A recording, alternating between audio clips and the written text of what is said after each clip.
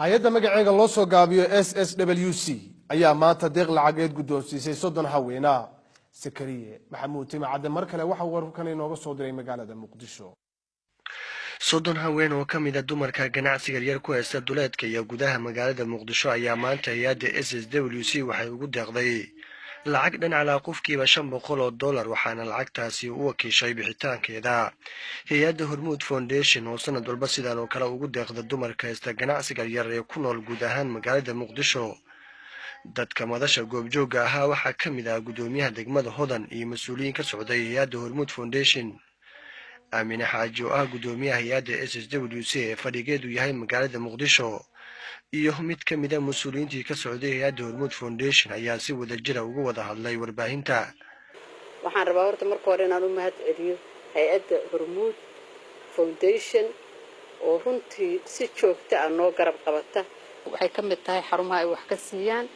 xawataaka waa 3 bay hadda maraysaa waa barakowday xawataaka 1 waatan 2 afkooy ku taala iyo xamar dhexdooda xawataaka tirina galmudug baan hadda ka sameeynay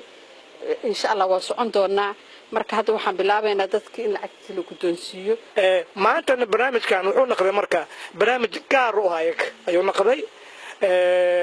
mashruucan oo aan kala shaqeyno SWC dhowr jeer ayaan maalgelin sameynay maanta laba shay aad aan u faraxsanahay aniga marka waxaan ku faraxsanahay marka hore jawaabtii ka timid haweenkii la tababaray aad aan u faraxsanahay oo la maalgeliyay in lacagtoodii Ilaahay barakeeyay oo ay gaartay ilaa 1500 wax ka badan runtii aad aan maartay aan ugu faraxsanahay waa wax runtii nagu dhiirigelinayo inaan sii wadno muxuu ahaa barnaamijkeeni waxaan ugu dhiirigelinayo inaan si aamino hay-adan aad iyo aad waxaan kale ku faraxsanahay sida loo soo xulo oo hadda ma ogtahay hadii la maqlo meel wax lagu qaybinayo dadku way jecel yihiin laakiin inuu tababar ka horeeyo in la fiirinayo in maartay tababarkii dadka fiicnaa la xulaayo dadkaas la sii maartay si maalgelinayo runtii waa arin aad iyo aad u fiican marka qaar ka mid ah dumarka ka faa'iideystay deeqda ayaa dhankooda ka mahad celiyay